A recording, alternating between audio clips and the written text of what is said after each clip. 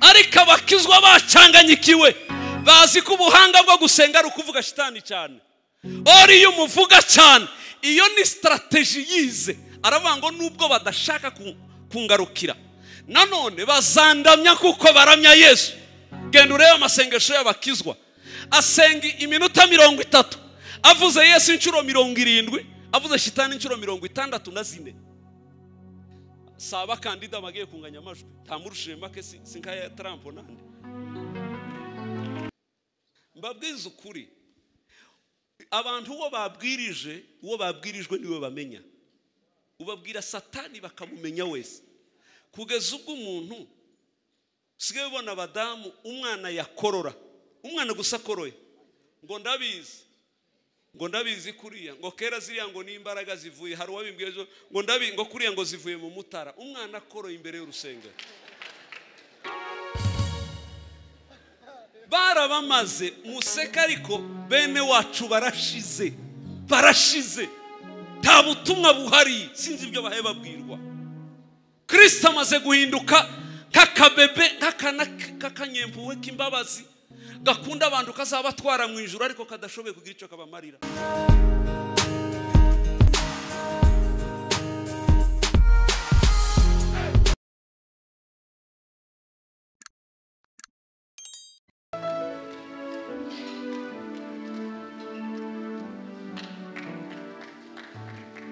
Amen.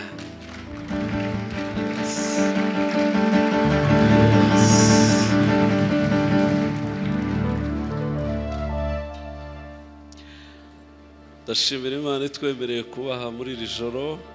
Niyo veye ya mbere kuva corona yaba ngewe kandagiyemo, ngira ngo namwe niko. Ikimenyetso cyiza cyane ko ibihe byiza bigarutse. Mureke twongere Imana amashi bigaruye. Amen. Dushimira itorero Foursquare rihorana ibihe bidasanzwe. Itorero ry'umujyi wa Kigali rwose, iri ni itorero ry'umujyi. Yamwe ibihe byiza bihuza abera benshi. Rushumba Imana ibaho umugisha ku mayerekwa meza afasha abana b'Imana. Ubuyobozi reka nabwo tubukomera amashi, Bishop n'abandi bose.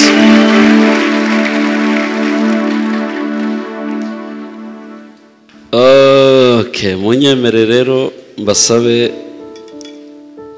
dufate za Bibiliya duhagaze gato, dusoma ahantu hamwe aya habiri. Turasoma habiri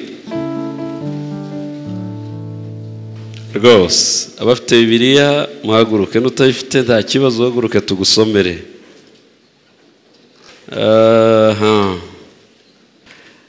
Ndasoma Abaefeso. Ye kuvuga ibindi bintu muri iri joro kabisa, muranyihangane. Ese uriya muhungu nawe waragiye ugira Bibiliya wayisize? Ngira ngo uze usomera. Someraho nta kibazo. Abaefeso 6:12 na 13.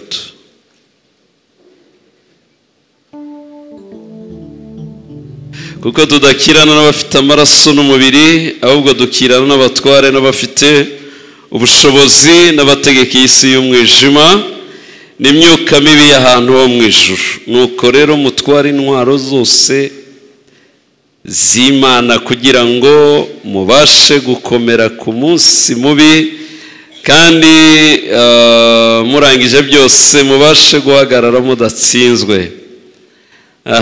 Mose ahita avuga ngo muhagarare mushikamye mukenyeye ukuri, mwambaye izo ntwaro. Rero nizo bavuze aho ngaho. Ndagaruka muri Yohana ubutumwa bwiza 17:23.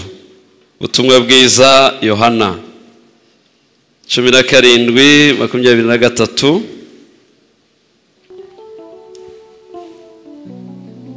Haravuga ngo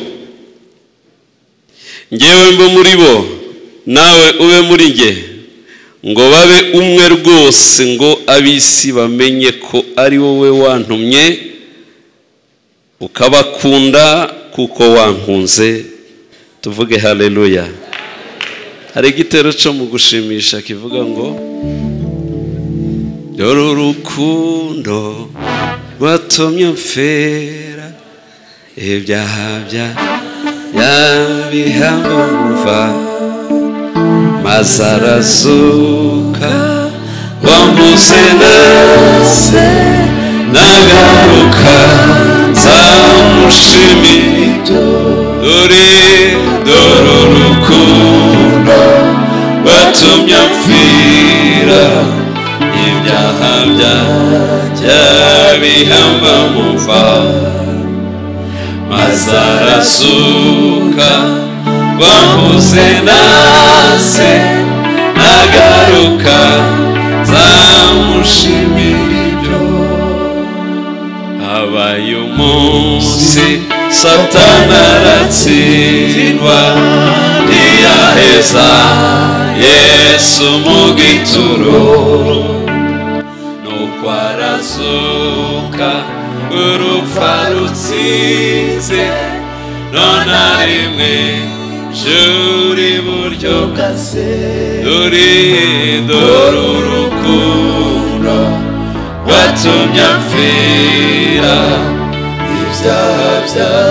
ibyaha bihamba mva maze arasuka bambuze nase nagaruka nzamushimira ibyo tumukomera amashyi Yesu nukuri arayakwiye rwose. Amen. Murakoze.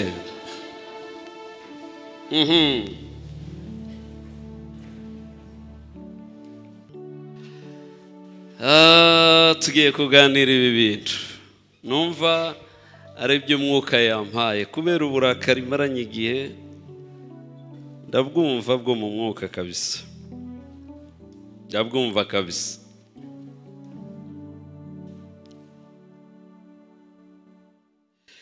Mbwirira ukwegereye ngo ngiye ndaguha kire igukiza shitani, ndaguha nta kindi nazanye umuti wo gukira shitani gusa rwose. Nutayikira uzaba wararozwe, kandi n'abarozi nk'abari abanyegiputa bo muri Egiputa n'ab'i Rwanda bo ni ba fake, kuko muri Egiputa nibo numva ngo babaga baraminuje ku by'uburozi, n'abino baza bafutaguza bataragiye no muri gardienne yabyo.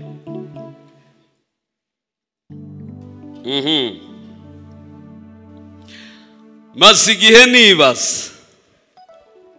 nibaza kavuga ati ni gute twakijijwe tukaba twirirwa twisimbiza ngo Yesu yaratsinze, Satani yaratsinzwe, hanyuma wareba bitwa ko bizera ukabona baba mu buzima bw'abasahubwo n'abatsinzwe, n'abataba ku ruhande rwa Yesu, cyangwa se Yesu n'uwo mu kanwa ariko si Yesu wo mu buzima.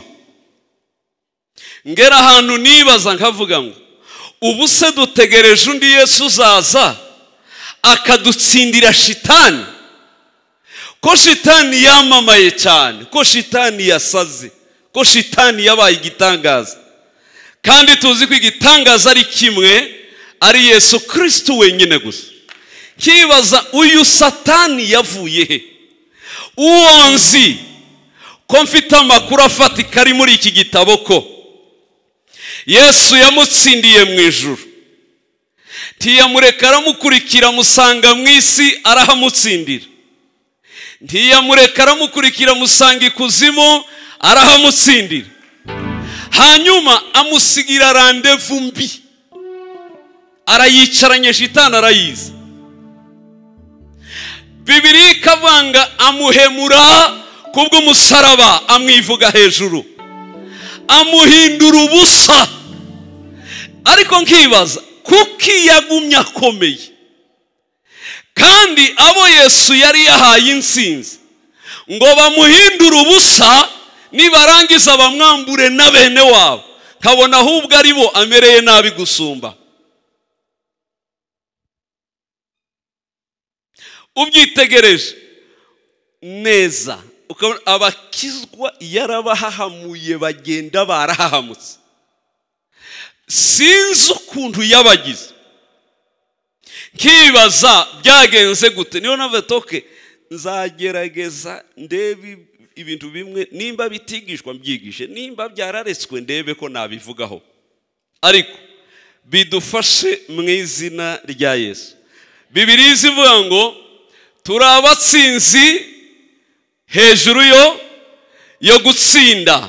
Intsinzi turayigendana, turayifite mu maboko, ni yacu rwose. Nimba utari bwanatsinde, uratsinda muri iri joro. Mbivuze mu izina rya nde?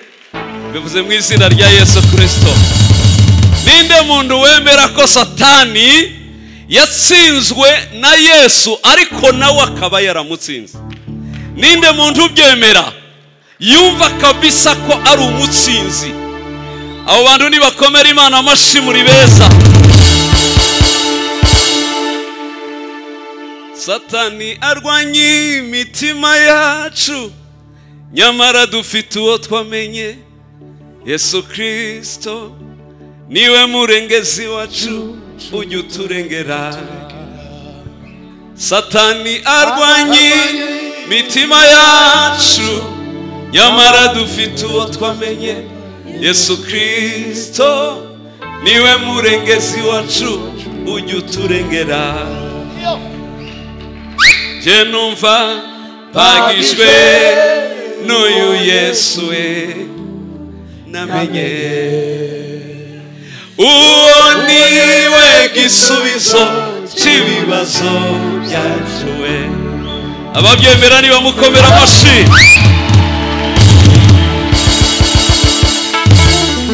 Reka mbabwire bimwe mu mahame agushoboza gutsinda Satani, kumunesha burundu. Bazigiye nibaza, ndabarahirira Imana nkorera, Satani ntaho tugihuriye na busa. Nawe arabizi ko ntaho duhuriye, habe n'imbaraga gifite azivoma muri mwe, ku mutwe we ntazo afite. Ni umwuka ukorana n'intekerezo. Iyo zamwakiriye araziyobora, ariko iyo zamufungiranye ntafite uburenganzira.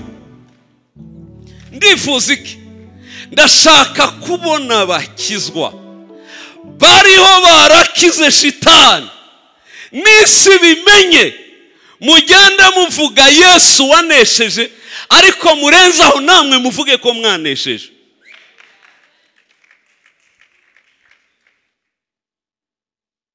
Binateye isoni kwanza, binateye isoni rwose kumva ko twitwa twese ngo turi ingabo za Kristo, turi abasirikare ba Kristo. Abasirikare ba Kristo bamera gutya, bahahamuwe, barahahamutse. Tibishoboka. Nimba utinya Satani uraha, ukavaho ukimutinya, bagende bakwinike muri Nyabarongo.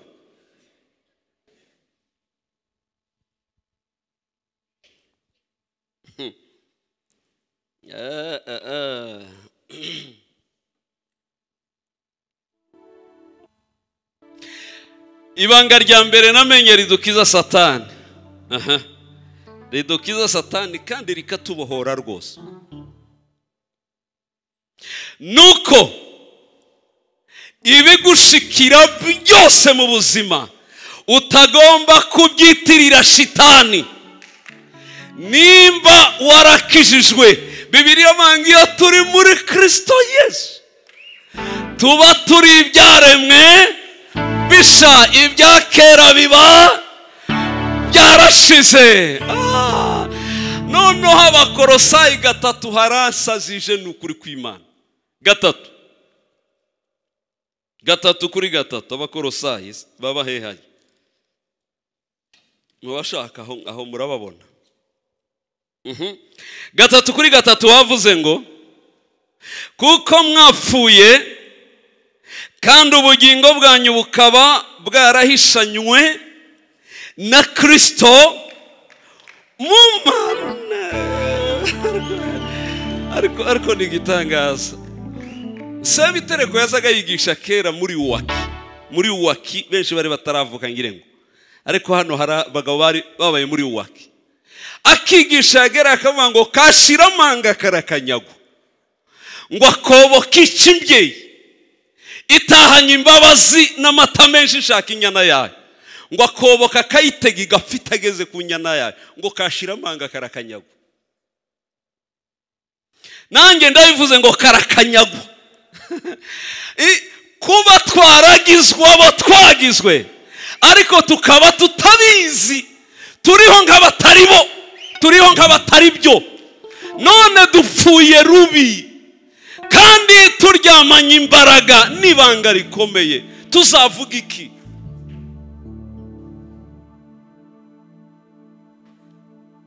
No kubera gucanganyikirwa, hari bimwe abantu barushe baribesha, iyo byabacanze babumva gusa ko baguma biyahura, bumva ko abantu biyahura mu masengesho, baje gusenga udusengesho dupfuye tundi tuboze, bajye mu dusozi ngo bagire gute, ngo ko baragira ibintu bene byinshi by'Imana bikora mu mahame.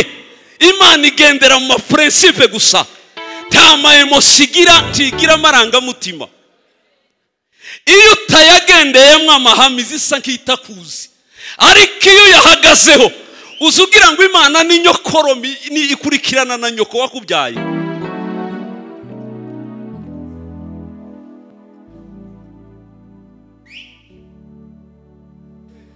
Duhishanywe mu Mana na Kristo. Okay, mbariza ukwegereye ngo aho warahageze cyangwa uracahumva gusa. Tubwirane ukuri, mwagezeyo cyangwa muracaba Nyabugogo gusa.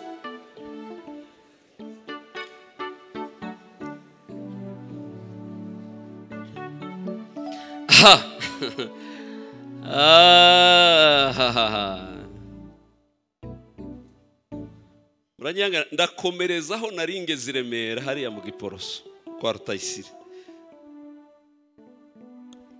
Ndumva nkomerezaho nyine.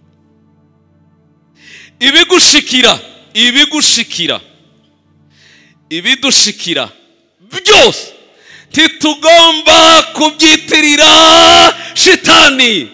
Ariko narumiwe, uzi ko Satani yahawe grade, agirwa igitangaza, akaruha ibintu byose akabyitirirwa n'ibyo atazi.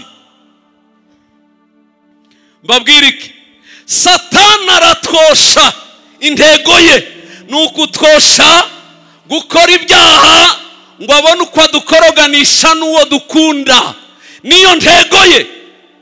Ariko ibigeragezo, kugeragezwa kw'ibigeragezo bitari ibyaha, 100% Imana ibibyicayemo.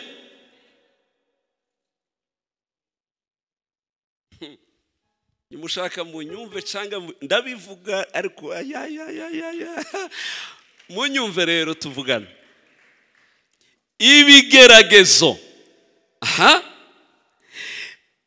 Yakobo yarabyanditse ngo Imana ntawe yakosha gukora ibibi, ntawe yakosha ngo akora ibibi. Ariko ahandi kavuga ngo n'iby'ibyishimo we nimugubwa gitumo n'ibibagerageza bitari bimwe, ngo nibyo kwishimira. Gutese Okay, twahishanywe mu Mana na Kristo, turiyo. Yohana 17 ku murongo wa kangahe? Kandi 20 na gato. Ese twahasomye? Sio nasomye? Ngewe mbe muri bo nawe abe muri nge. Uwo ninde se? Ngewe mbe muri bo na data abe muri nge. Benuko munyumve, hari abantu bamugaye n'ukuri kose mugakiza, bacuritswe imitwe barayicurika, bamenya ibintu bagira ngo nibyo, niyo bivuze ntibashaka kwemera. pe akakunanira akavuga ngo ngewe si uko mbyumva, ngomba guhangana n'udushitani. Genda uhangane, uzagwayo tu, cyangwa se ugaruke inzara zarashize. Ariko hari uburyo bwiza wari kumenya uko Imana yabyubatse amahame y'Imana uko ari, ukabaho neza.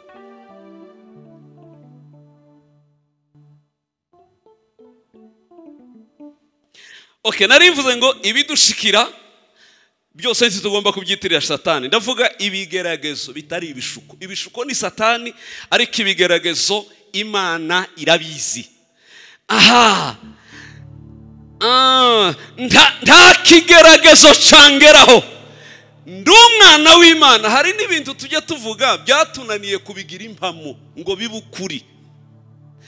Paulo yaranditse aravuga ngo Imana yaratubungishije, yaradufashe ngo iratwimurira, tubungije ngo itwimurira ahantu ho mu ijuru, ngo ari muri Kristo Yesu. Muri Yesu sinaha, ni ahantu ho mu ijuru. Iyo twagezeyo Imana iratwimurika dutuzaho, nubwo batubona mu isoko no mu muhanda. Ntibivuga ko tutatuye ahantu ho mu ijuru muri Kristo, niyo tuba. Imyuka yacu naho n'ubuzima bwacu naho. Okay, ikibazo nibaza rero, yabwiye abayuda bo ikiri mu Bisirayeli itaraza mu isezerano risha, irababwira ngo nabahetse mukiri inzoya, mukiri impinja, imvi zizarinda ziba uruyenzi ku mitwe yanyu. Nkigira gute? Nkibahetse ku mugongo wande w'Imana. Ariko se ntibageragezwaga kandi bahetse?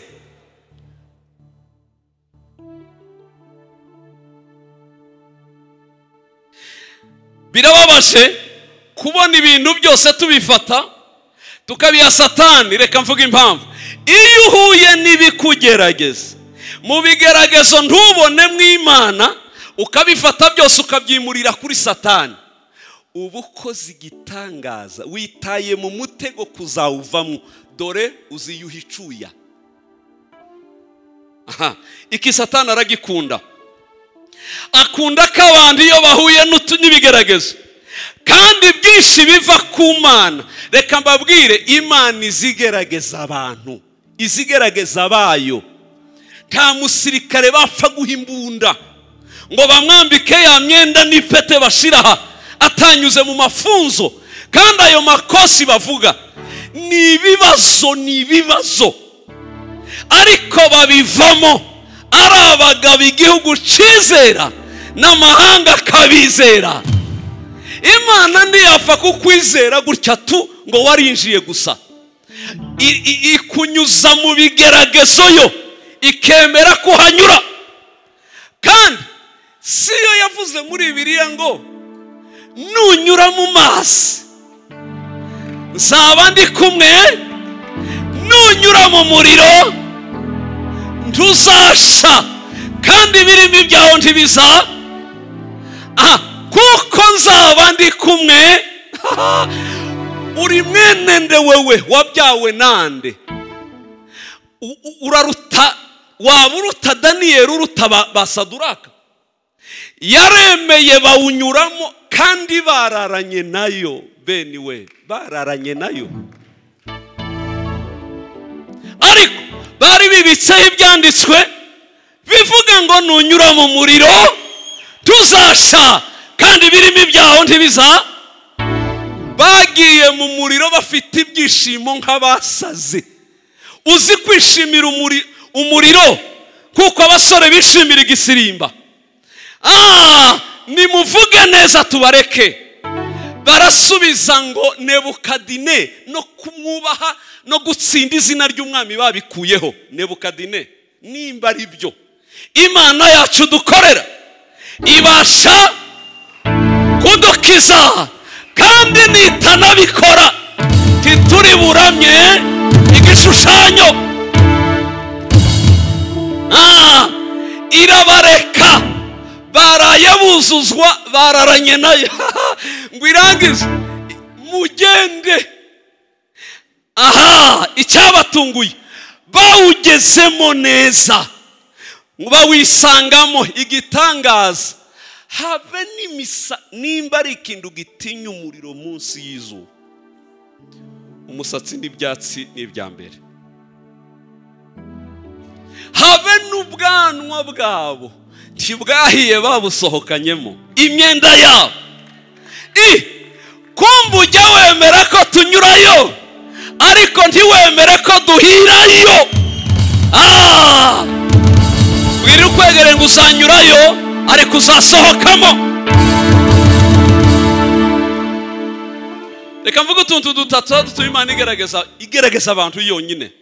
Icya mbere, ibagerageza ishaka gupima urukundo rwabo bayikunda uko rungana.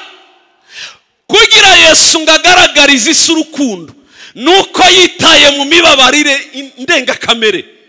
Iyo ishaka kumenya abantu ko bayikunda iremera bakanyura mu bibabaro ngo irebe ko imibabaro itabakuraho icyo bamenye.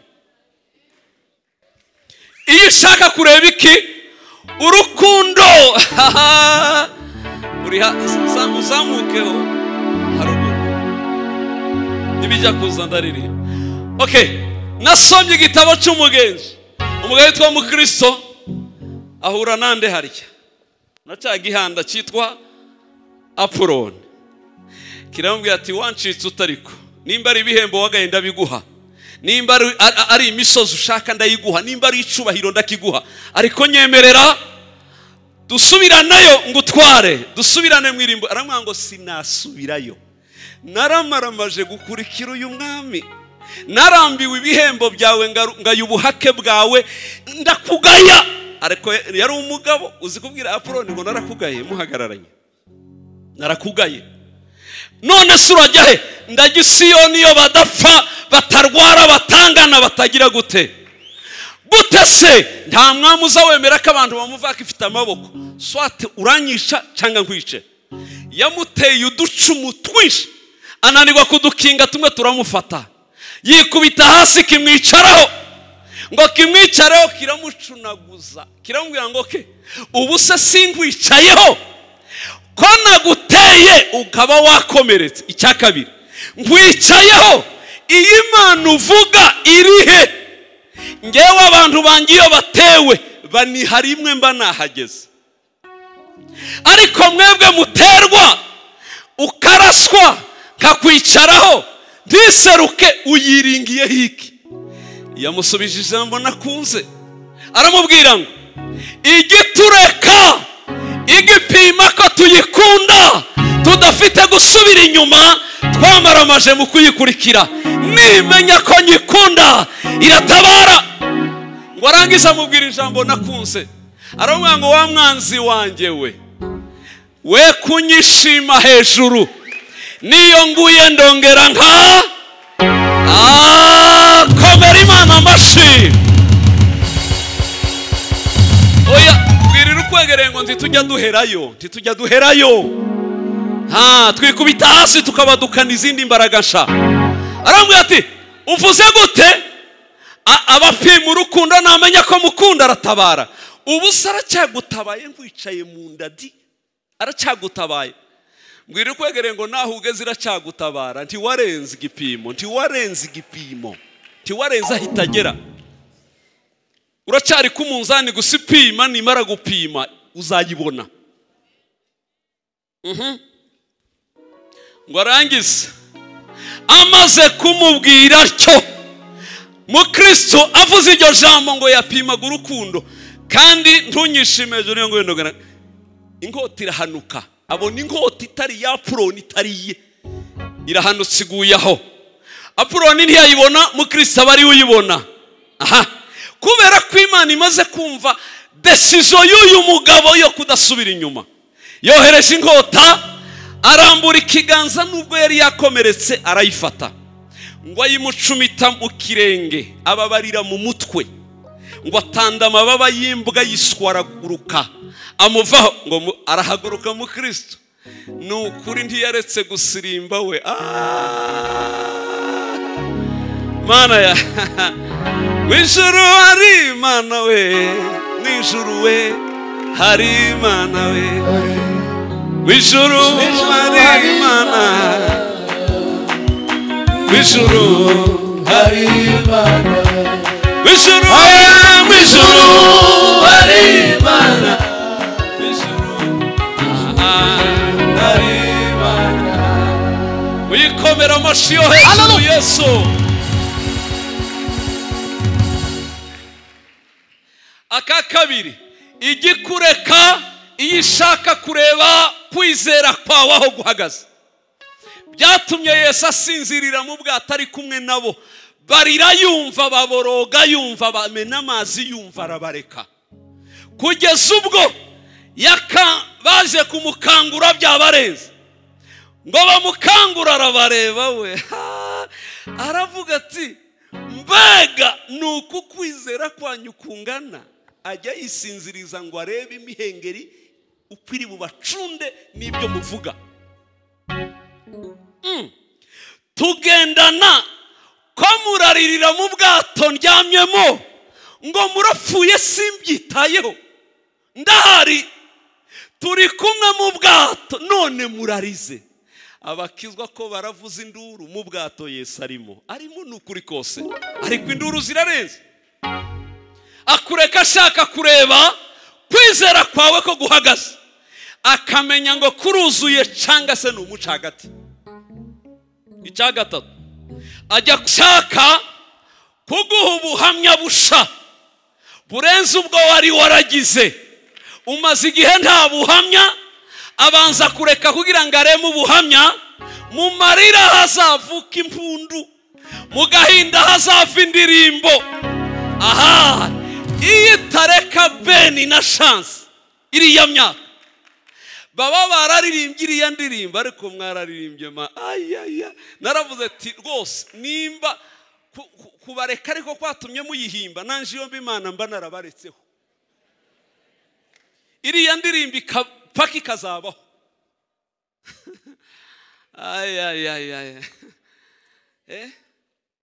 Isi iravuga gute hayi? Esa arakora nukuri arakora nubwo utarasubizwa gusa kuko umutima Yesu arakora. Atuye inyuma y'ibihe ako arutitangiriro nubwo ibihe byahinduka benebigukoraho Yesu arakora. umukomera amashyi Yesu. Iyo ashaka kuguha ubuhamya busha buzamenywa na bose butazibagirana, arakureka pe, kandi akakureka gukunda birenze kuvugwa. I Betaniya yose, uwo yakundaga umujyi wose w'i Betaniya wari umuzi, habe no kumutumaho ntibigeze bamubwira ngo nakararwaye. Baramubwiye ngo uwo ukunda agize gute, ahita amumenya kuko yaramuzi. Ariko ni gute wakunda ari we yaretse? Yararwaye aramureka, araremba aramureka, araraba ijyambere aramureka, ageze irya kane arapfa aramureka. Ikiriyo kiraba ntiyaza mu kiriyo, baja ku maziko y'uwakunda ntiyayajyaho, kugira ngo arusheho kubamenya neza. Barahamba ntiyaza, bari mu kiriyo bategura kugisoza ku munsi ugira kane. Aravuga ati muzi ko batubwiye ibya Lazaro, muze tugende freme. Baramukurikira mu marembo, Marita araza. Iyo ujya kuhaba musaza wacu ntaba yapfa, ariko buriya banditse duke ngo Mariya yavuze amabwa atavugwa. Yararuhaga akamubwira ngo ariko imitsima wariyaha, kuko iwabo niho yazaga arya cyane. Imitsima wariyaha, ingene twagufashe neza iminsi yose, abantu bose bazi kuza urya hano, none turarwaje ntuje, turapfushije n'amaziko ntuje, ukunda araruha arapfa, ariko Yesu we umeze gute? ngwino ugere kuri Mariya wumva ibyo akubwira ngo agereyo.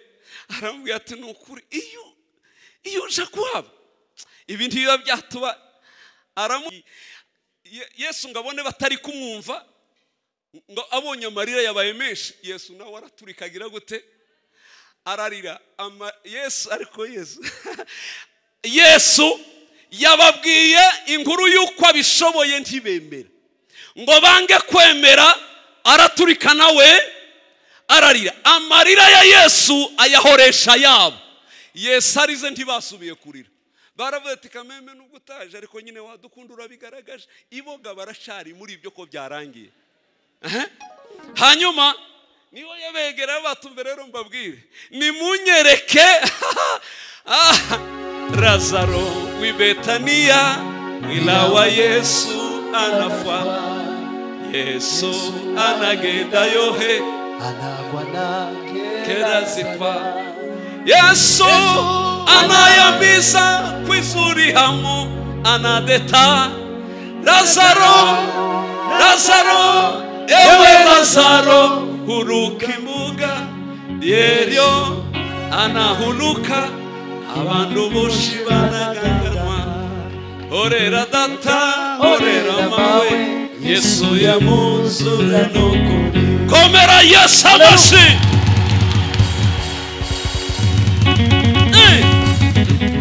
Munyereka umwamuta abanda tumve abayuda ngo barumirwa. Umuntu yohemuka ntaze guhamba byibura. None aravuze ngo nibamwereka imva y'uwapfuye twahambye adahari. Ariko autorite yagiraga ngo bose baramuherekeza. Nabarakaye nabagize gute ngo bagereyo. Arabareba imva. Ibi nibyo biri kubariza. Icyo nshaka ndakizi. Icyatumye nkora ibi mbareka ndakizi. Hanyuma arareba bose mu maso aravuga ngo okay, abaje mu maziko ya Yesu ni bande? Zamura ibiganza. Abandi ati wananiwe kuhaba none uri kutuzamuze. Autorite yagiraga barabizamura. Ngo babizamure toke abahambye mugashiraho kino kibuye muze musubire mucikorere. Induru mu bayuda n'umujinya agize kutaza kudufasha guhamba dusubire twikorera ibuye. Ngo abahate baraza bagira gute? Abarishizeho bararyegura bakuraho ibuye. Ngo barikureho aregera arareba aravuga ati ndugu yangu umekufa kabisa, warapfuye rwose. Yaraherutse kuzura umwana we yayiri induru ziravuga ngo yari yarabye nta cyari cyabaye. Noneho ndazabanukira mukunde mumenye ko atari yarabye. Azabanukire mumenye ko atarabye mubone kumenya imbaraga z'Imana. Ngo muhagarare hejuru autorite y'ubumana ijwi rimwe gusa. Arararama arareba mu ijuru ngo arangiza arunama areba Lazaro ngo Lazaro sohoka. Lazaro n'imyenda y'abapfuye na pamba zo mu mazuru. Babona Lazaro arahagurutse azingazinze mu mwenda.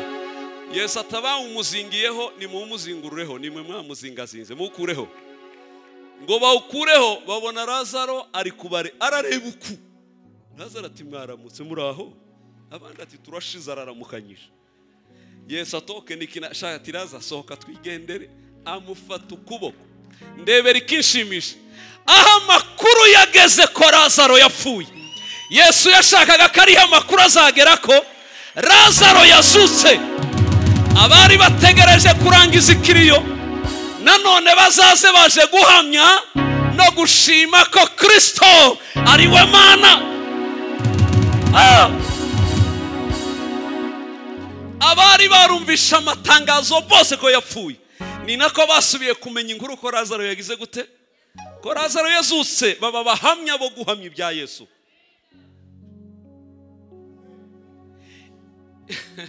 Waririmbye neza sha. Ibibazo ufite none nibwo buhamya bwawe bw'ejo. Amarira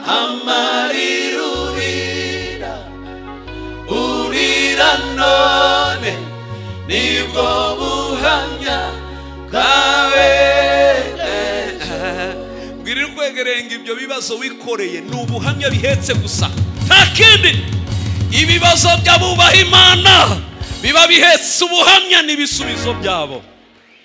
Umaze igihe udahimba, umaze igihe udahamya, hari igihe ireka kugira ngo bigukomerane nihagukura. Uzaririmba izasigaye inyuma ya Dawudi, uzavuga amakuru y'Uwiteka kugeza habonetse uwundi wanyu nawe uzayihamya.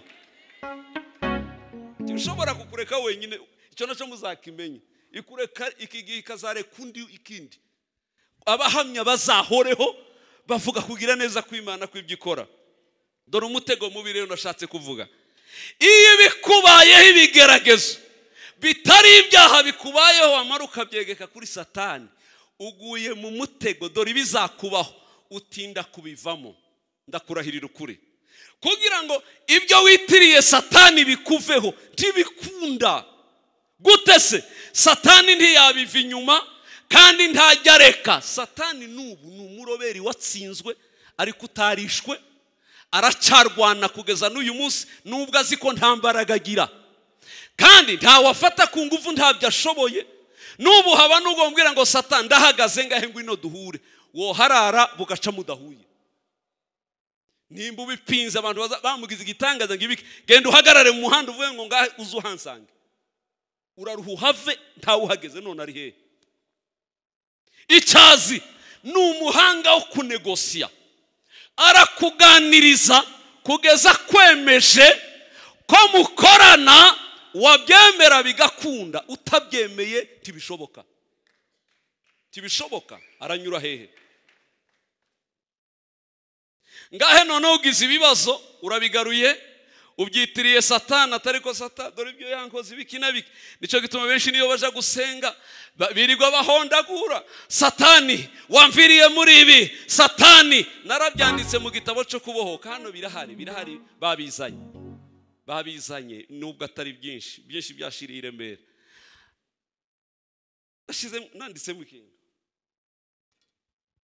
Nanditsemo ikintu.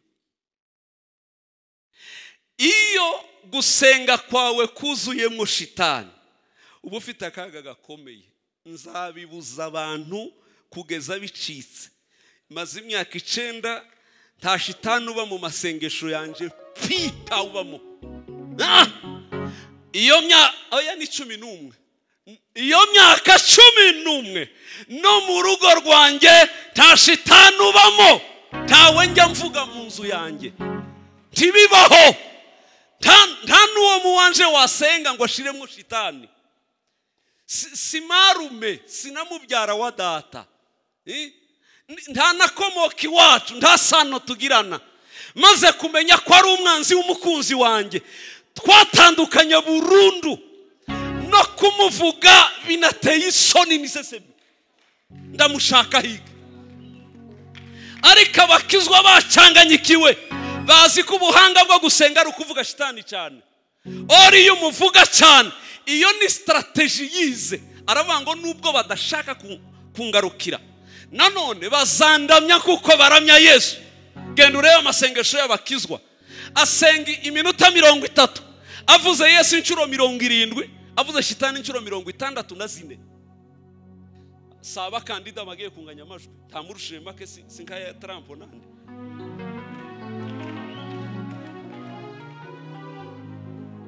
Make cyane. Ibyo nubwo Satani atagufite 100%, ariko ntazakuva inyuma, agufiteho igice kinini, uramuramya utabizi. Zantangara n'amateraniro, habe n'amateraniro yacu y'abakizwa. Mwaramije musigaye muramya neza. Abaramyi bari muri iki gihugu bateye ubwoba, bari ku rwego rwiza rutigeze kubaho. Icyo kabisa ndumuririmbyi ndabikurikirana, kubera ko inama y'uburirimbyi no guhindura imirimbire twayikoreye mu Burundi. Tumya Apolineri kuzana abaririmbyi bose b'igihugu, barabazana twirigwe ku hoteli ndishura, ariko tugira inama duhindura imiririmbire, turamye Imana kabagiye muri revival. Mu bubyutse tureke indirimbo z'amatiku n'amaganya n'ibindi tuzigabanye, tuvuge iyo mbategera ubu mwarasaze n'ukuri kose. Yaba narimba shoboye nari kubasororera mwese, ariko ntibizananira zaruha mbikore, zaruha mbikore kabisa. Gukomera n'imbaraga n'ibya Yesu, cyubahiro no kunesha nabyo nibye, tangiriro n'iherezo ni ubitegeka, arakomeye. Ako mumukomera amashara akomeye nibyo. Bene izo ndirimbo ni indirimbo zo muri dimension ya revival.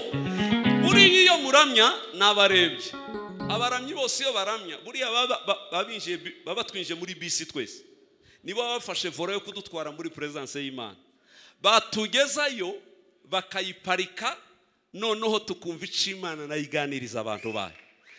Mwaha tugejeje neza, mwagezeyo. Iyo abaririmbyi baririmba niko biba bimeze, ni bise baradutwaye, niba tugezayo bayiparike Imana ivuge.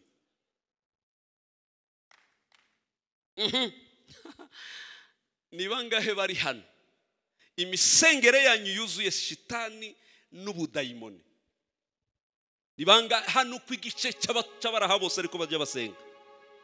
Narumiwe, uzi ko mwaje gusenga no mu nzu ye, ndebera umuntu uhagarara akabanza akaririmba, abakizwa muri beza, akabanza akanayiririmbira Imana, yarangiza amaze ubushitani bukazuka,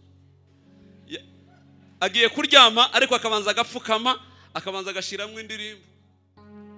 Uri inkuru ukora ibikomeye, ntawagereranywa nawe kuko byose urabireze.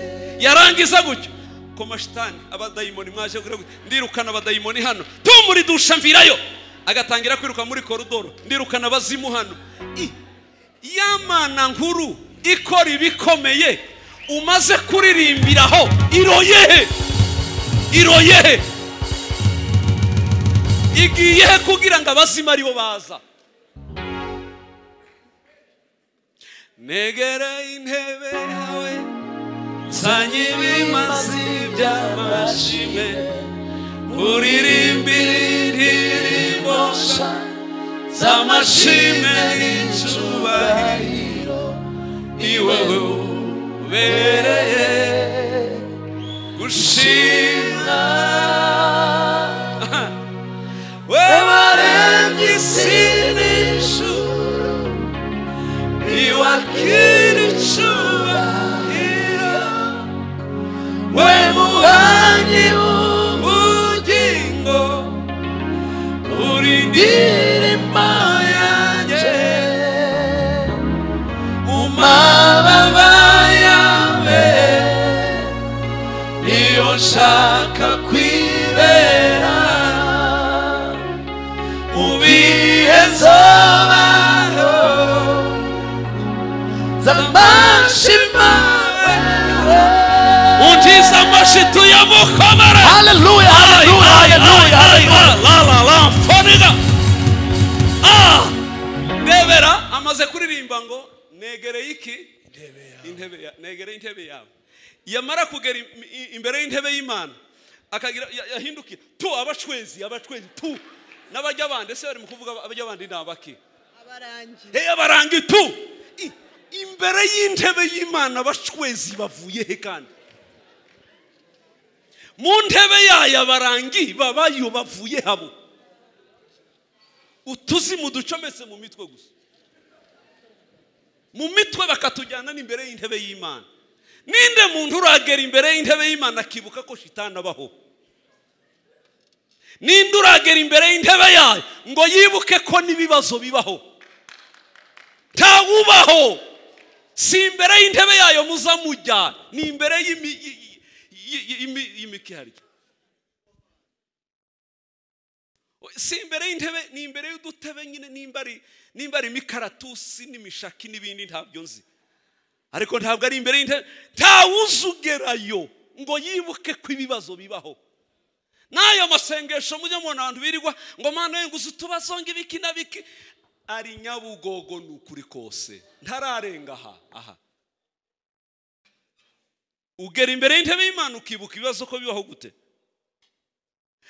Kurengerwa n'ubwiza bwayo ukabura uko wifata ukayiramya. ukavuga icyubahiro reka ndabivuge uri mwiza Yesu uri mwiza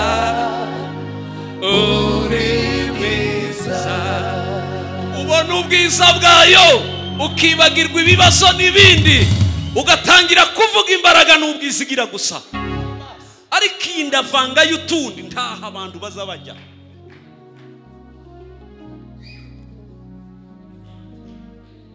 shitani yabaye shitani mu bantu umwana ararwara ngo ariko shita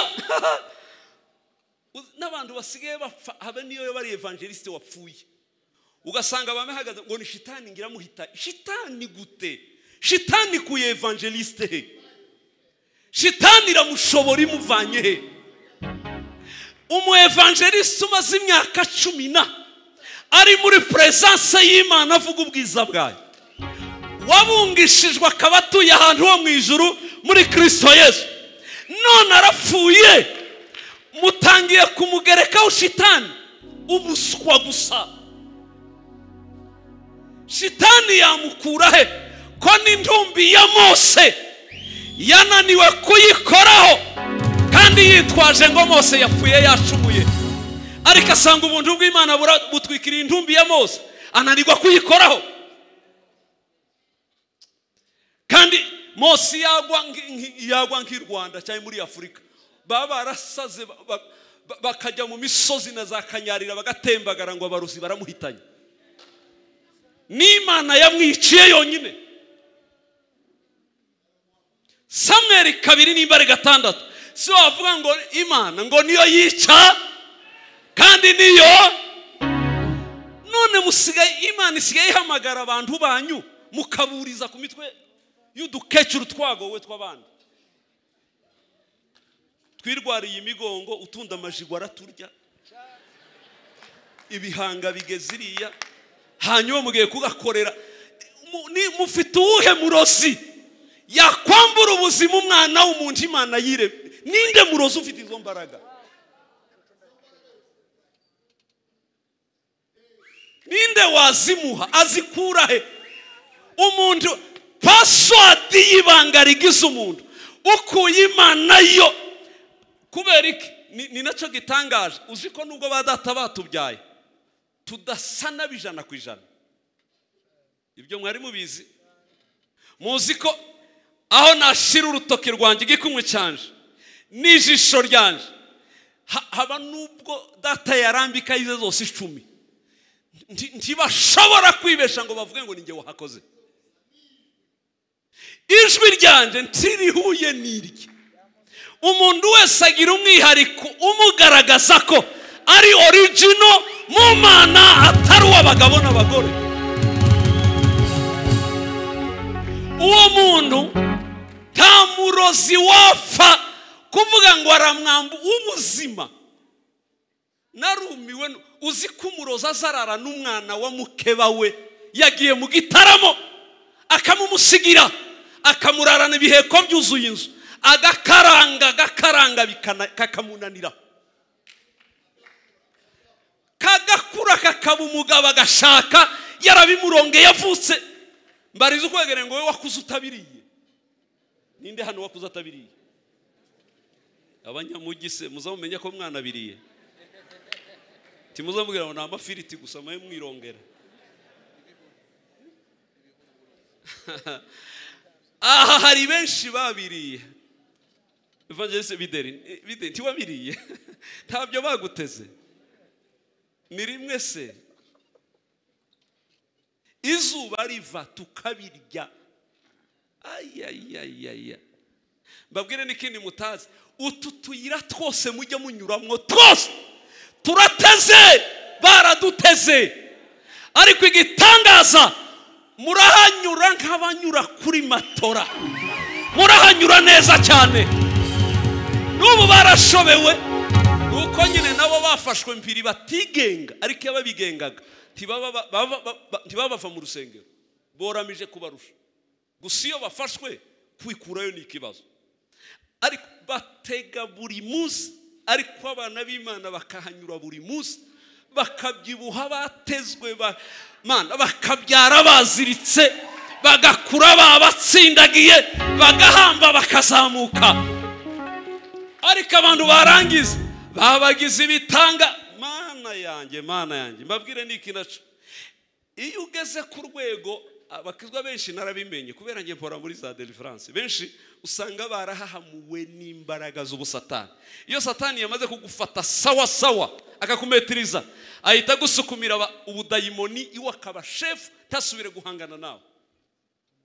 Nabwo iyo bwamaze kukumetiriza neza, nabwo buhita bwigira bwa gange bukakuvaho, bukaguterera abarozi nabyo bamaze kukumetiriza neza, nabo bahita bigira ibitangaza abashefu, bakagusunikira utunyamaswa. Hano ntimwuzuye muza mu Rwanda n'injangwe gusa n'imbeba,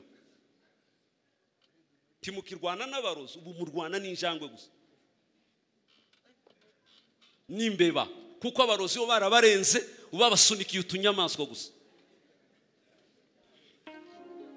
Niko bigenda. Satani yagusuzuguye aguha abadayimoni, nabyo bamaze kugusuzugura baguha abarozi, nabyo bamaze kugusuzugura baguha hari umugore naherutse, umugore twajanye mu modoka ye ngo arantwaye ngo dusengane mu ijipe nziza cyane, reka imbe bikore manevure imbere yacu mu muhanda wa pave w'amabuye, n'ahantu hatazahanyurwa cyane. Imbeba ngo isoke iruhe, ukibona tugiye kuyigongera katera garuka ngo ikate nawe aba yakase irasubira, yabikoze ka gatatu. Aposo vuga kundimi, urabona ko shitani zose zamanutse kandi aho zivuye ni mu kiyaga ndazibona, nizo zari zateze. Vuga kundimi, mvuge kundimi y'imbeba, vuga ngo nange ukusa wigira we, vuga kundimi usenge mu mbaraga ibintu birakomeye. Komba spirituel iratangiye ndamubwira ngo imbeba no muri Bibiliya yawe ziranditse, zirimo n'ukuri kose, si caduka no muri Bibiliya zirimo, Imana yaraziremye. Icyambabaje arakata imodoka ngo ntiyohanyura, imodoka arayihindura, ngerageza kumufata ngo akomeze, arananira, ngo ananiye ko ari kuri vora, arayihindura. Najanye isoni nuko ntabamboye, ndebera Sosteni na Evangeliste uyu mudamu na Yesu n'umwuka n'abamarayika, twese duhunze imbeba, twese duhunze imbeba twerekeyeyo. Sinzibagirwa izo soni nagize. Ariko igitanga n'uwo munsi muheruka naramubwiye ngo sinosengana nawe, sinanda kwigisha ngo ngushobore, kuko aho ugeze ni habi, uri muri koma, keretse abagushize bazagukureyo. Kuko hari n'abapasteri bigisha abantu ugasanga bahaha mu itorero, niyo ugeze mu itorero ryabo ugira ngo ni muri stoke y'ibiheko n'abarozi. Muganda yaraje kwigisha iwacu Bujumbura muri Gerizo, ngashike muri Gerizo abona ibihumbi by'abantu biricaye Gerizo, dore ko yameraga nk'isoko, nk'ibihumbi bijya kugera 4, harimo intebe 3,000 nimba ari 600 z'abantu bicaye. Ngababone abona ibintu byakome, aravuga ngo okay, munzane amamoshware menshi, kuko ndakora akazi gakomeye. Kagutese ati komba spirituel na deliverance, ati ibintu birakomera. Uko yamenyereye iwabo mu itorero, reka senga maze kubwiriza, yagataka batongeye gusenga, ndohereza fire muri ruhande, ati protocol mube hafi mugire gute, iwaze ngo bose baratemba, ntihatembye numwe. Ngo abona habiranze ahindukira habe numwe, ngo abona habiranze habe numwe. Uzice yakoze aramanuka ava ugatuti, atangira kugenda bakoraho, ngo nakoraho noneho birabicika. Yabakoze haratondagira aragenda kugeza ubwo yendukira ngo waposo, ngo abantu ngo baremye bate, ngo abantu ni bwoko ki bameze gute benuko. Ndambwiye ati Gerizo ngahe gerageza urahonda uruhe, urahasiga imbavu. Nimba iwawe wabatoje abazimu nibo babuzuye, kuko itorero ryigishwe imbaraga z'ubusatani no kubahahamura. Upfa kuvuga ijwi rimwe bagatangira kubwejura, kandi gitangaza ababwejuye mu kwa mbere bakazabwejura no mu kwa 12, kuko byamaze kwinstara muri bo, ntibyo babikivuyemo. Ariko nimba ushaka kwitorero rihinduka, bapakiremo Kristo wenyine gusa, ubigishe Yesu. zengundu wabambwe murotisha n'amatungo andotera n'amasambu we amazu meza. Umukomera amashuri Yesu umugabo wenyine.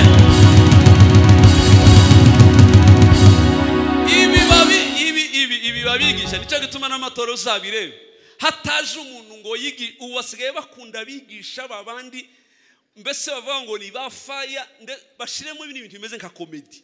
Harumwe nabonye muri Kenya n'umukomedi uteye ubwoba ibihumbi by'abantu babyaze gusa ibiri muri comedy mutuntu n'utundi isiga kundi gakurike muzanarebe kumbuga kuma YouTube ubutumwa bwa Kristo butarimo ibikomeri tibajya babukurikira. Genda ukubiteho ubutumwa ushiramo ibikomeri ibihumbi by'abantu biriruka mu kanya urumirwa. Ubutumwa bwuzuye ibikomeri n'ubutumwa bwuzuye amarangamutima ibihumbi by'abantu birakurikira. Ariko zana ubutumwa burimo Kristo wenyine ntibigera ntibareba kubera ko ibyo birabarenze ntibumva ko naho iyo bavuze ibikomere ayiwe baratoneka rawe aho nyine aho komeza barabashima ayiwe ako nyine we ingo baranyanze ngo baranta hanze nukuri kose ngo bigira gute ayiwe ngo nanaka ngo mvuga nabi. Iyo bavuze ngo baramvuze ngo bagira gute barasara kubera ni ndembe zahuye n'iyindi ndembe noneho ihayizishima aho zibabara.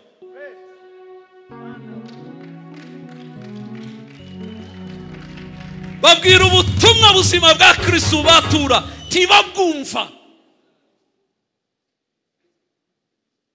Niyo babujije shitani ahubwo bo kwangira ico kuko iyo uvugiye abantu ngo shitani ntawuhari wisha isoko y'abagabo benshi n'abagore benshi babeshejweho nibyo bazababwira abantu barabahahamuye babwira abakire benshi aha muri umujyi w'abacuruzi barabamaze n'abakomisiyoneri bahembwa amafaranga menshi kuko babwira ngo shitani yateze mu cumba ngo none no muri dushe ndabona agiyeyo ngo yohereje n'utudayimoni ngo hariya mu igaraje.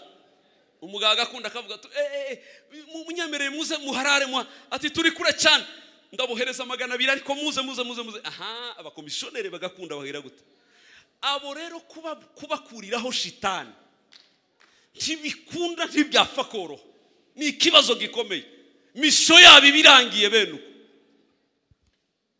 none abantu bakagira ngo nibyo bizima ngahe genda bagume babiguhagikemo hanyuma turebe isherezo ryabo kuko abantu bari muri iyo systeme n'itorero rifite iyo myigishirize bibereye mu tuntu tuduhanuzi twibirozi nibiki ibintu bipfuye ibintu bene abantu bamva ngo bakagira ngo niho hari Imana oya ahubwo aha nta Mana ihari yuzuye hariho imbaraga zindi zirimo kuvangirwa. Mbabwiza ukuri abantu uwo babwirijwe niwe bamenya ubabwira satani bakamumenya wese kugeza ubwo umuntu sigaye ubona abadamu umwana yakorora umwana gusa koroye ngo ndabizi kuriya ngo kera ziriya ngo n'imbaraga zivuye hari uwabimbwiye ngo kuriya ngo zivuye mu mutara umwana akoroye imbere y'urusengero barabamaze museka ariko bene wacu barashize nta butumwa buhari sinzi ibyo bahe babwirwa. Kristo amaze guhinduka nk'akabebe nk'akanyempuwe k'imbabazi gakunda abantu kazabatwara mu ijuru ariko kadashoboye kugira icyo kabamarira. Abantu bamaze gufata Kristo ntabwo ari kizimyamoto Kristo ntabwo ari polisi ngo nimuvuga ngo ngahe Yesu ngo hariya ngo ngahegira ntabikora nushaka ugende abuza bamwizera se tibishoboka suko akorana n'abagendera mu mahame izera imbaraga ze umenye gusa ngo navuye mu rupfu ninjiye mu bugingo. Icyakabiri umenye ngo pishanywe na Yesu mu Mana ariko mwabagabo bariya barozi biwanyu bajya banyura he kugira ngo Yesu yaravuze ngo mube muri nge hanyuma nanjye namwe tube muri data. None ngaye uwo murozi uzawinjira muri Yesu agahushuka kavogera akaruha kinjira no muri data mu Mana. Iyo shitani ni bwoko ki? Irava he? Izo mbaraga zirava he? Ngewe kugira ngo mbikima ngewe nibuka ko naza nasohoka hanze kagaruka ukuguru kutava hasi ngo baranteze nasitara gutya kananirwa gukura ukuguru hasi. Madamu yaje gutora urukwi hanze tukiba mu cyaro kugaruka mu nzu kikaba ikibazo. Baradushegesha ariko nagize umugabo mwiza, umugabo wandeze. Ariko Mana we Imana iza yamenyesheje ibintu ngo bucenja mu itsinda ry'aba apotre bo mu isi bayobowe n'umugabo uri muri Australia ni utuyoboye.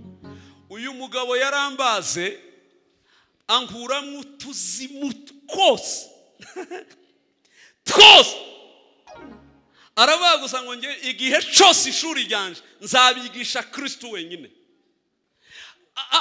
Akuramwe abazimu barashira mu buzima bwanje kugeza ubwo sigara none umbwira madamu ese abarozi ese ko baracabaho cyangwa barashize. Ndi imbere y'Imana hari genza nibaza ngo ntabakibaho. Nta murozi twajyaga duhura mu nzira turutse hariya nazaganira kandi ari umunyamasengesho wasaze upfukama mu mazi apana mwe mupfukama ku mabuye mu mazi karwara rheumatism inzara zari umuriro zari zarabaye amaraso mbyimba n'amaguru upfukama mu mazi. Ariko namubona ngahunga gakata ngasubirayo. Ariko iyo mbyibuse nzavuga atari ku Mana uzumbabarira bwa buswa. Ariko haraho murabona intare ihunga injangwe ikerekerayo. Hari intare murabona yerekerayo igahunga imbeba. Ariko twese turyamyemo intare iryamye muri ariko kubona ihahamuka ufite intare iri muri wowe none injangwe iraguhahamuye tukirara mu nzu ngo usinzire intare muri kumwe. Maze kubitahura naravuze ngo kazongera guhungira izacu. Nabwiye abayumbe twasenganaga muzahunge mwenyine bazanyice. Nahise mvuga ngo ahubwo watureze uwandeze mu mwuka yazagaje gutaramira abo bita barozi bategerwa akavuga ati yeme batazarimbuka mpari twacyo gitaramo gikore wenyine tuzaguherekeza tugahita tujya kuryama akagenda wenyine. Maze guhinduka navuze nanjye ndagenda nje gutaramira umwe naragiye ndamuganiriza mubwira amakuru ya Yesu n'iby'Imana ivuga. Aracyanganyikirwa ubwenge burataka aratangira kumwe ngo ese ngo none ngo umuntu ngo yarateze ngo nk'umuntu ngo akamutega ikintu agiye kuvoma ngo agahita afatwa n'ibisazi ngo akagira gute ngo se ngo wakoze bene ibyo bintu ngo nyuma ngo akaza kubura urubyaro ngo uwo ngo yobabarirwa. Ndavuga tumurira urakwatseho uwacu arihangana umwe aravangoreka nsange ngo agereyo ngo yumva ati buyibomba ry'ibyo bintu avuze ari kuvuga. Sinamenye uko yanyereye abaragiye sanga ntaheruka. Ibi bijya binantangaza nico gituma muzabona ikiyumbe cyinshi cyanone ari kinyabwoba giteye ubwoba kubera ko ntigitozwa kubera kitatojwe bene uko ngahe muzarebe abayumbe bakuza bose bakera muzabarebe urebe ko iryo hahamuka harurigira tanu. Ariko abandi barashize kubera ko reka ngubwire ayo makuru babwire n'ikindi cyantangaje. Icyo gihe no kugira ngo tubishobore neza twaravuze ngo dusabe Imana iduha amaso ngo tubone ibiheko ngo amazi cyo tubifata ngo tubikure. Ariko twarabifasha igitangaza igihe twabifataga nicyo gihe twakubiswe kurenza imyaka yose twabayeho. Ni nacyo gihe byabaye byinshi mu buryo ahantu hose narumiwe. Imbere y'irembi wanje nasanga kirahari ku ihango ry'igitanda hariya kirahari ishiga ryo kuziko kirahari buri munsi twacukuraga inzu. Ndaroba ndavuga ati yeme mbwira abacu aba expert muri byo ndababwira tuku satani yaradusuzuguye tubayimbwa twaba turi mu Imana n'imbaraga z'umwuka w'umuriro.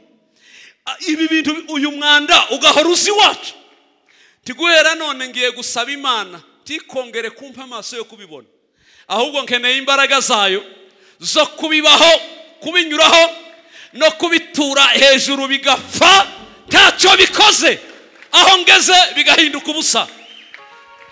bakomeje bo bakura ngewe n'uwo munsi nahaga sinongeye kwereka igiheko guhera uwo munsi ariko umunsi byahagaze nico gihe nabikize ariko ababikomeje barakubiswe kugeza ubwo baza basigara bambwira ngwino dusengere twananiwe kweguka igitangaza benshi baranaguye bava no mu gakiza iyo tabonye umurera no kugwaragwa. Okay, nico gituma uzabona n'isengero ukabona isengero byabaye indiri kubera ko ari byo byabwirijwe byaramenyere ibintu byarazamutse bende kumbabwira ukuwe kuri guhera uyu munsi wa none nimba muza mwumva ubutumwa atari igipindi guhera none genda usenge ujye usenga uvuge Yesu uvuge Imana uvuge ubwiza bwayo urangize utavuze shitani nguhaye amezi 6 ayo mezi nuyarangiza ucumva icyitwa umwuka mubi uzaze kumbaza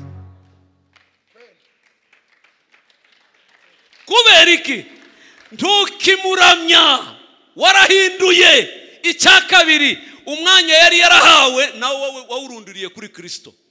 Kristo yabaye indirimbo nkuru mana we Kristo nawe shingiro ry'ubutumwa bwiza niwe noneho wavuze niwe wazamuye none Kristo yagaruriwe icubahiro cyose mu rugo rwawe nta busatani bukihaba nicyo gituma nabibwiye mu rugo rwanjye nimba twahamagaye ubwiza bw'Imana nta shitani keneye kuvugwa muyireke ariko turaje gusura bakizwa akuvuga ngo nukuri iyo mwaje ngo si usenga gute ngiye gusenga ngo zanirukana ngo nkabaza kirukana imyuka miharo wambwiye ngo buri munsi ngo zamaze ngo atwikiriza amaraso Yesu ngo kumashuka no kumakuvure ngo nirukana ngo abazimu ngo yewe nta bitotsi bagira ntibajya bahunyiza ntiboja mwishuka ngo bayima ibamariki bagire gute ngo no mu maduka bariki muri za dushe ngibiki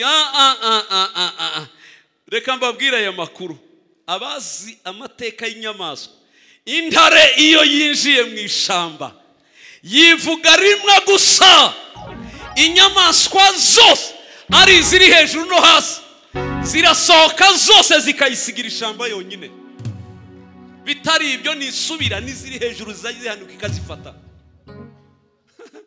Kristo ni intare ijya yivuga ahigeze yivuga inyamaswa zose zikibagirana mugiye kuba bazima muranyumva neza mugiye kuba bazima ibi mpaye mvuga ni operation mpaye nkora simva kuvuga umwuka wera ari kubikora nubona satana avuye mu kanwa kawe ukabona ndukimuramya ndukimuvuga ndugira gute vuga Yesu gusa icya kabiri gabanya kumutekerezaho uwo mwanya uzana utekereze Yesu Kristo wabambwe komoka mu rubyaro rwa Dawidi bari utekereza nurangiza wiringira izo mbaraga ze gusa ibindi ubyihorere urebe uburyo bigiye kwibagirana.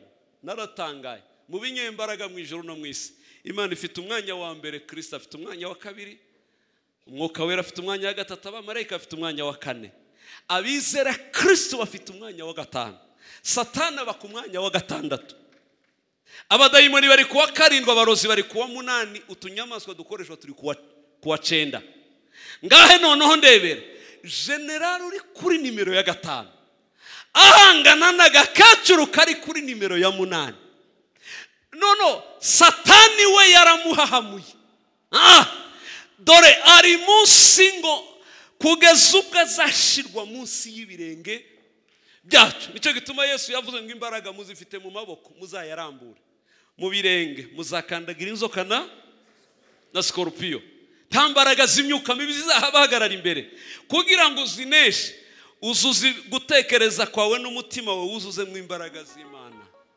nurangiza uziringire ugende nk'utakigira ubundi bwenge ubwe toke Kristo arampagije nta bindi nitayeho byabaho bitabaho nta kibazo urebe ingene ugiye kubaho neza mugabanye kuramya abadayimoni mukureho babakecuru mubahaganagure mu kanwa kanyu ibabona afashije bose hari abana bari barataye ababyeyi bo baranabanga ngo bafite imyuka ngo bagira imyuka ntibakibasura amazi imyaka 4 n'ubu nyine mbabwira umuntu wataye ababyeyi ngo nabanyamyuka ahubwo bakurebe neza nturi muzima. None se wakabaye ufite umwuka wa Yesu muri wowe ugatinya utwuka bene utu. Erega twahawe umwuka wo kubagarura yewe ngo tubagarure bamenya hari imbaraga kugeza bizeye umwami Yesu. Daboro n'umubyeyi wawe haba nubwo yagira iyo myuka tikizamukuraho ko ari so. Nanone no kumuta byonyine wishihame rya Bibiliya nabyo byonyine bigutera ibibazo byo kutagira uko yaba kose wakomeza umufasha. Hari uwambwiye ngo sinshaka kumuha n'igiceri cyanje ngo n'imyuka agira ngo nyimuhaye ngo n'ubutunzi bwanje bwoshira ndamubwira ni kukiri nyine nta kigenda rwose. Mungu yaratubeshe mu rusengero ngo bamushe kuja kumwica kubera yavuye muri Islamu ngo umukristo ngo none ngo mumfashe ngo mumpe ku mafaranga muri condya ngize iminsi naburaye fata ku maturo nawe ndimuzana ayo maturo secretary yamuhe ngo nje kumugera imbere mvuga ngo yasengera ndayasengera ngo mare ko yasengera ati yakira naho karatubesha yahise avaje mu kabare aja kuyanywa yari umusinzi akaba n'umukuru w'abajura yanabuze uwo munsi atubwira ko atagira yarara. Umunsi wa mbere tumuraza ku musoro umwe w'umuvunjayi aja kurari ndebera umujura kumuraza kumuvunjayi watahanye amadolari yose n'amafaranga yafite araryama. Ariko igitangaza cyabaye wa muvunjayi yagiye kuryama arapfukama arasenga imbere y'igitanda yiragiza Imana arasenga. Kurya ke yasenga umujura wari gupanga yagiye kurira kuvuga ngo amina. Umujura ntiyamenye yaje kubivuga nyuma nimba ari baranteye ikinya sinamenye ibyambaye niteye hejuru ari unkanguye agiye kukaza avuye muri dushe kandi ngo aje kubihamya nyuma. Wa mugabo aravuga ati nari nararanye idolari 1000 zari mu ipantaro zimanitse hejuru yaho turyamye. Arahwera asinzirira guhwera ntiyamenye ibyabaye ngo arangize aragenda ngo inzoga ya mafaranga arayanyoye ngo arangize zaramufashe mu buzima kandi nganyoye amacupa 4 yumva ko isesemi zamukararuka barahora mwirukana mu kabare agira ngo aragenda aje kuri mugenzi we bibana aje kuryama arananirwa gwa mu ikaneva yiryamamo. Bugiye guca aja muri burakeye mu rusengero rwari hafi yumvishe basenga agenda yikurura gerayo abwira pastor arwa ngo mbwire pastor ansengere mfe nihanye ngo bavuge gupfa yihanye ngo bibwire pastor azayiruka ngo ashike pastor aramwihanisha arambwira ati ibimbayeho nibyo amafaranga yo mu rusengero mbesha barayamba niyo nanyoye inzoga none ziranyishe unsabira imbabazi ku mushumba wa yampaye yaramvuga ngo avuge wa wundi ahita mupakira mu modoka ati niwe wagukiza ngwino ngutware. Aramuzana mbona iwanjye mu rugo tuje ku biro turamanuka turamusengera asaba imbabazi arakizwa. Urazana abajura muza mwibana genda ubabwire nabo baze tubasengere. Yaragera bazana 3 abandi baramunanira niwe wari chef wabo. Yakira umwami Yesu arahinduka uwo munsi abona kuvuga imbaraga z'amasengesho n'amaturo yasengewe yo mu rusengero. Ibyanyu birasengeye ntawabivogera birashinganishije mu Mana. Turi kumwe tuvuge haleluya.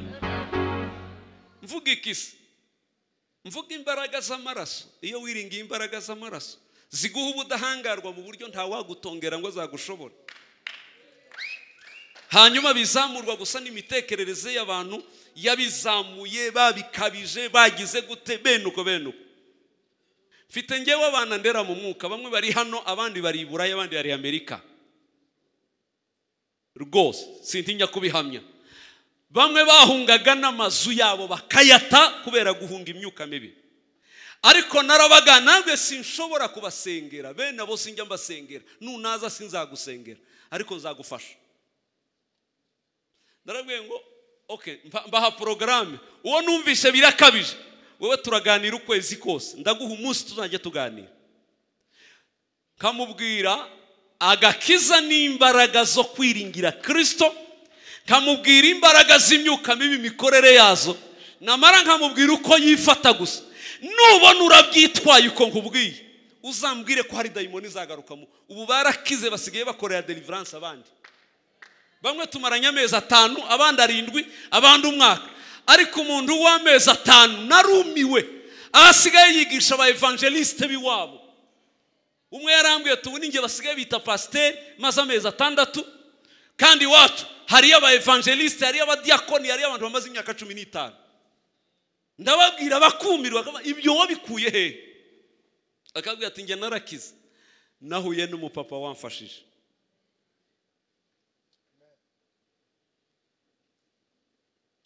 Reka ndebe ibiganza by'abantu ntimumbeshe. Rero singe mubeshe ntimubeshe Imana. Ndebe ibiganza by'abantu barahiye ko icitwa umurozi na shitani gikamye mu kanwa kabo no mu mitwe bagiye kuzamura Yesu, ibindi babifute babisibe. Ariko muri be komera Imana amashiwe. Ayayayaya bibabereye gutyo mu izina ry'Imana nkorera. Uhawe ubudahangarwa guhera uyu munsi, nta mbaraga zizongera kugushobora. Babwire niki naciyo bishitse rimwe hari igihe nerekwa, hari igihe binyuramo. Babwire niki muri urusengero ntimukagire n'umunsi umwe bijo musengera imyuka mimuru umwe gutya ntimukabikore. Hano muri urusengero muzavuga icubahiro c'Imana gusa, muvuga ubwiza bw'Imana. Okay, igituma mvuga ibi, ndahumva imbaraga zirenze imbaraga, ndahumva uburemere burenze uburemere, mu buryo muzisanga bahasengera batagira imyuka n'utwuka, muri bataraga bazima. Muzajya mutungurwa no mu yandi masengero musanga baraboze, buzuye utuzimu mu matwi no mu mano.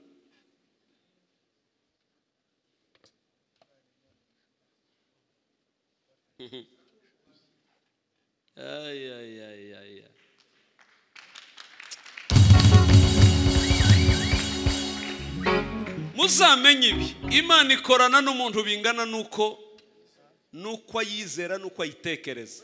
Kandi igitangaza igitabo kiri hariya cyanditsemo kubohoka mu mutima no kubohoka mu mitekerereze no kubohoka mu mubiri no kubohoka muri ekonomi.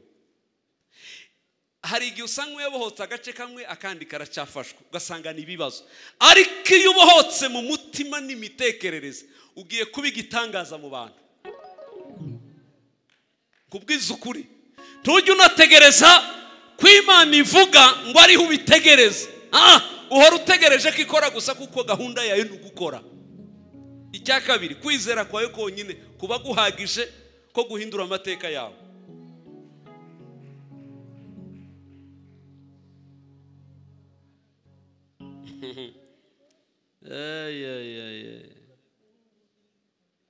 Wavuze ibintu byiza Bishop, wigishe neza pe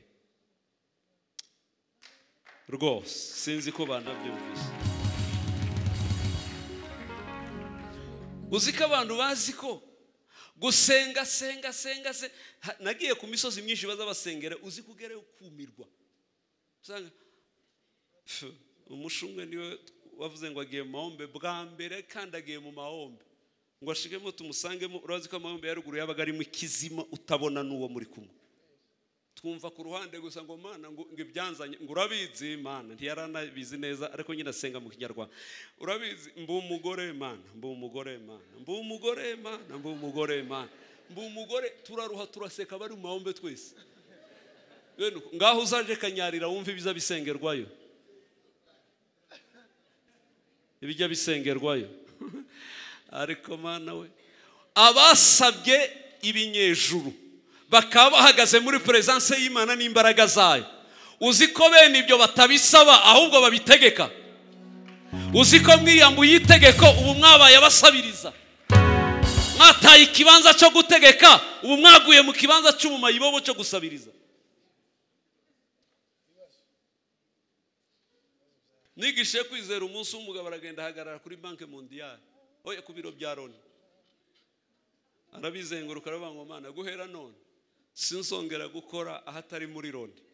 icya kabiri sinzongera guhembwa amafaranga atari amadolari guhera uyu munsi ngo arangize kuyizenguruka agaruka mu giterane asanga nti turasohoka yasize ndi gusengera abantu ndangije kubwiriza ngo agaruke aragenda anyura mu mujyi aja kuvunjisha udufaranga yari afite aduhindura amadolari azana idolari 10 aravuga ngo sinzongera no gutura amafaranga atari amadolari aza yitwaje $10 kujya turangire tuvuze ngo abantu bature benuko azana idolari akubisemo ngarangizo yumva baravuze ngo hari umwanya w'umuntu bari gushaka umurimo mu bintu bya Loni ahita ariruka aragenda akora iyo aravuga ati birarangiye biro nazengurutse nafashe payimani nta handi yigeze akora muri Loni yabaho igitangaza abanditse bose ngo aje kumva yumva niwe bahamagaye ngo naze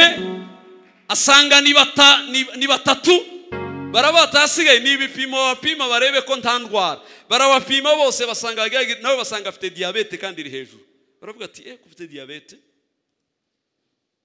aravuga toke subirayo nyuma y'icumweru uzasubire mu bipimo utuzane niho tuzamenya ko ushobora gukora aka kazi cyangwa se bihagarara avuye arampamagara natsinze ariko bansanganye diabete no nta diabete yambuza akazi Kristo kiri ku nteba kibaho nimba Kristo atarazutse diabete igumemo nimba Yesu yarazutse diabete iramvamo fasha dusenge twiyirije umunsi umwe turasenga nawe arasenga kwizera yari afite kubisazi buriya abantu benshi bari batega imitwe ngo ngira ngo nogera kururiya ngo wenda ngo byo ubundi kwizera k'umuntu kugira ibice 70 byo gusubizwa kwe 30 nibyo bagufasha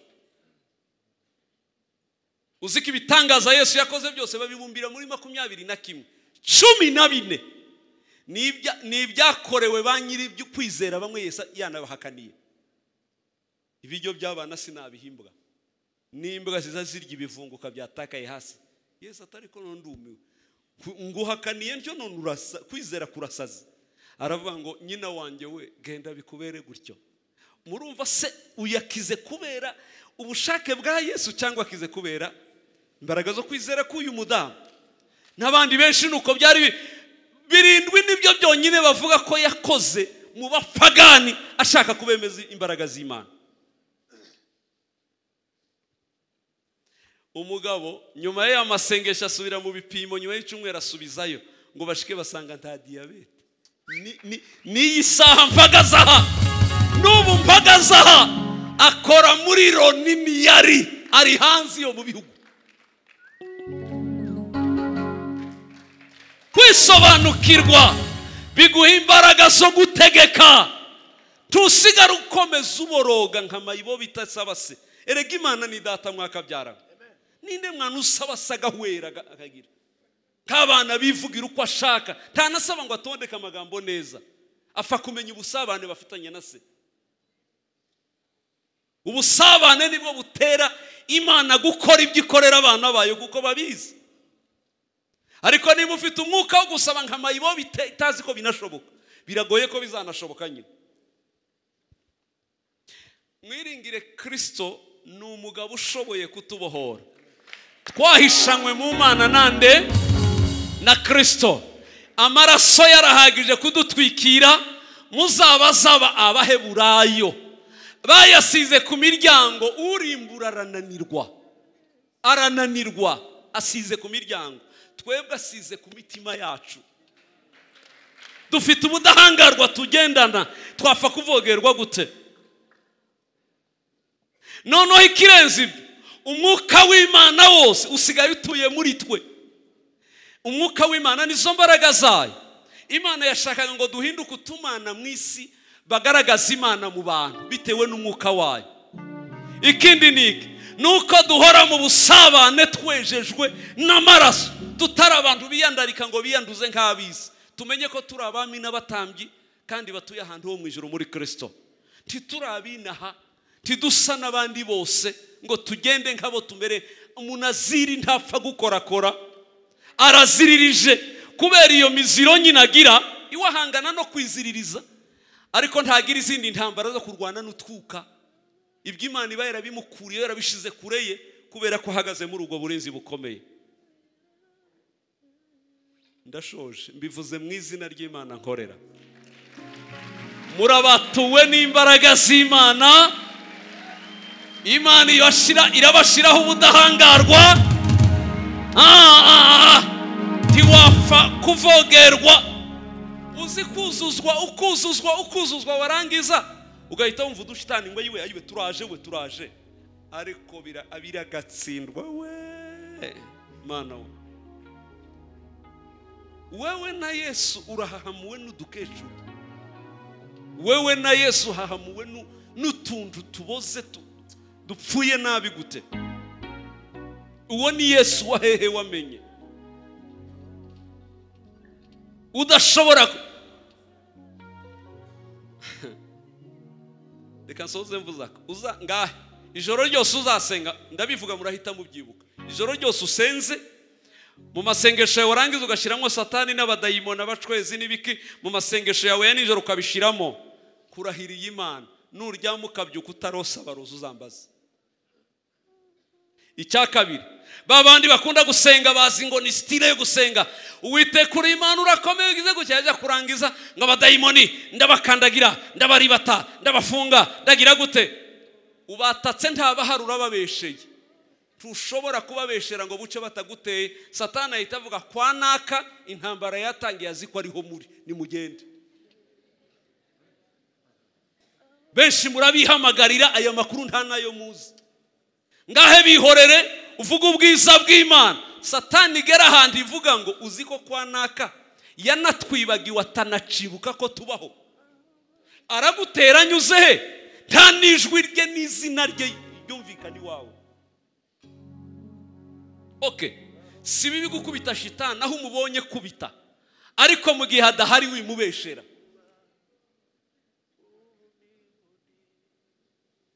Umanuye ubwiza mu nzu yawe kuravuga indi micuwero c'Imana cyakugose nurangiza bazimutangiye gutoke barihe bavuye he kandi. Inkuba zibiri ndizisangira igicu. Aho Kristari nta Beliyari uhajya kandi aho Beliyari yigaruriye biba bigaragaza ko Kristo ntawe uhari. Imika Kristo izindi mbaraga uzimurekere si afere yawe. Afere yawe ni ubusabane nawe gusa ibindi bimurekere. Muhagarare ku maguru dusenge. Uri inkuru ukora ibikomeye abagereranywa nawe ukomeza birenze. Uri inkuru ukora ibikomeye abagereranywa nawe ukomeza birenze.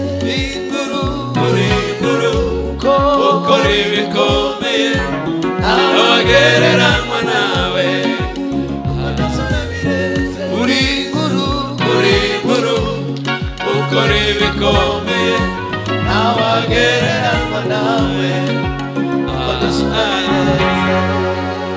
Umanika amaboko twakira ubwiza bw'Imana muri iri joro. Ndavuga ibyo nabwiwe n'umwami kubwira abantu.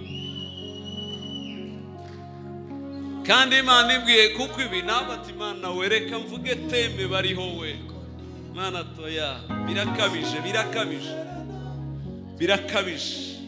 Imbaraga z'umwijima zirakabije kuzamurwa mu bana b'Imana. N'uyu munsi Uwiteka araribatira iciswe imbaraga iyo ariyo yose munsi y'ibirenge byawe. Ugiye kugenda wemye, uzaryama usinzire wiziguye. Ndasaba ikintu kimwe ubudahangarwa gusa mu maraso ya Yesu ku bana b'Imana. Ibyo biraduhagije, tugiye kubaho neza.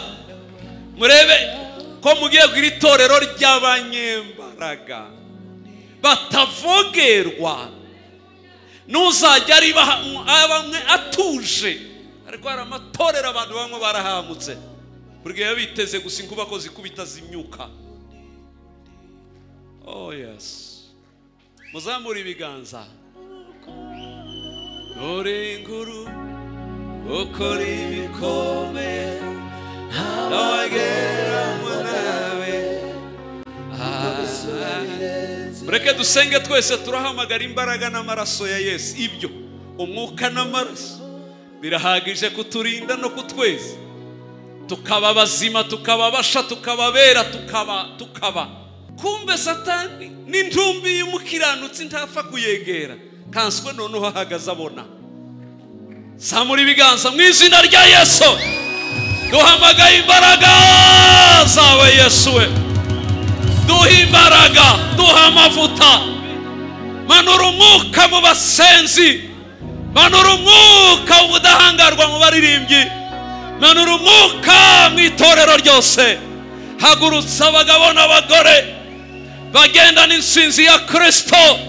Yesu yaradutsindiye, arayiduha ngo arangiza arigendera avango nimuyobore, nimutegeke, nimuganze, nimubwire amahanga, muyamurikire. Lela kafone wantarewe hishuka muri aba bagabo, wantarewe hishuka muri aba bagore. Ndarimbura umwuka w'ubwoba mu bitwa ko ari abana b'Imana bose. Nibakira umwuka w'ubuzima, titwahawe umwuka w'ububata, w'ubwoba udusubiza mu bubata. Twarabatuwe, ntaho Satani duhuriye, ntaho duhuriye. Ntiyaduhagarara imbere, ntiyaduhangara. Twaramucitse, turi kure, dutuye ahera hahera, atapfa kugera ngo vogere mu Mana, tibishoboka. Ndaribatira imbaraga zose zari zarihishe mu mitekerereze y'abantu no mu mibiri yabo, ikitaratewe n'Uwiteka. Ndavuze ngo nikirimburwe mu izina rya Yesu Kristo. Twakiriye umwuka w'ubuzima, ubudahangarwa kuri aba bantu. Ndacecekesha imbaraga yose yivanze ku buzima bw'uwo ari we wese uraha. Kora iyo operasiyo Kristo, batura abantu bawe, aba bose bagendere muri dimansiyo yo hejuru, bumve ko ari abajenero bari hejuru ya Satani n'ubusatani bwose. Baramu yaravuze ngo ninde wabahangara, ninde yabatunguru, kwibunze muri bimeze nk'intare y'ingore, ibaryamyemo ibaduka nk'intare y'ingabo. Ndagushimiye ko ufite imbaraga muri twe, udukuyeho ubuja bwose n'ubukoroni bw'imbaraga z'umwijima. Tubayeho mu mwidegembyo guhera uyu munsi. Iri ribaye itorero ryuzuye ubudahangarwa n'abantu bazima bazima bazima, babwira abandi ko Yesu agira neza. Bagiye kuba mu buzima bwo kuramya, bavuga kwera no gukomera kw'Imana. Isi y'umwijima iribagiranye mu mitima n'imitekerereze y'abantu. Yidukura imbere mu izina rya Yesu, kubura ikirere cy'aba bantu. Bagendere mu buzima budasanzwe, aho babona Imana ikora, Imana ihindura, Imana ibirema. Ndasezerera atake yose umuntu acumva mu mubiri we. Ndasezerera atake zose bumvaga iwabo mu miryango. Ndasengera ibirenge byakandagiye muri urusengero, nibasohoka batashe, baba buzuye umuriro mu birenge byabo, aho bakandagira hose. Mana yanjye, isi y'umwijima ivuga ngo abubitsi isi bageze nino, baba bafite imbaraga zo kurimbura imyuka yatezwa ahantu hose. Duhawe izo mbaraga, duhawe ubwo budahangarwa, turi abatsinzi muri Kristo. Ubwoba burashize, umwijima ureyutse, ndabona umucyo umurika. Umucyo uratambitse nk'umuseke, abantu bose barasatira urumuri. Umwijima wabateraga ureyutse, bagaruriwe imbaraga n'ibyiringiro, babaye abatsinzi guhera none. Bagiye kubohora baboshwe mu buryo batigeze babikora. Data uri intwari, uri imbaraga zacu. Oh Kristo, nguhiki Yesu we, nguhiki warakoze we, waratwihaye. Turakwambaye Bibiliya ivuga ngo twambara umwami Yesu. Turakwambaye, ninde yapfa kudukoraho? Ninde yaduhangara mu izina rya Yesu? Tugukomeye amashuri atugiriye neza. Yesu